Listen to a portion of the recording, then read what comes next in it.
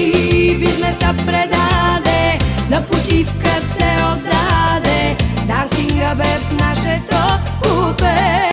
Си изваждала 300 хиляди. кой беше този, който ти ги даде? Имаше едно лошо момче. Той се отиде за жалост. Кой е той? Жоро Илиев. Жоро Илиев ти е дал 300 хиляди Да. И 3 златни пръстени. за няколко часа пеене. Да, по-скоро няколко песни. Той стоя, държа ми коленете през цялото време. Той много харесваше гласа ми. Дали са актуални и до ден днешен, защото те са на социална тематика. В тях има сарказъм, има гротеска, политическа сатира. Това са парчета, които са написани преди времето си. Песента "Командира", Да, тя за кого е писана? Иван Костов. Машинистите, парашутистите пееха на глас. Кой се че, кой кеш, нека ходи пеш. Ориент експрес спира тука днес.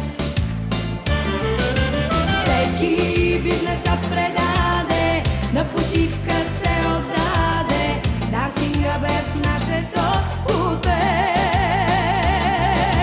Командира на вагона беше грабнал микрофона и не искаше за миг да спре.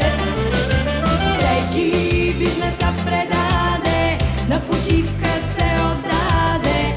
Дансинга бе в нашето купе. Командира на вагон, Ориент експрес, Лукофон е днес. Мюнхен, Истанбул, влакът ще е фул. От България чак до Турция, в нашето купе ще е олеле. Всеки бизнеса предаде, на почивка се отдаде. Дансинга бе в нашето купе.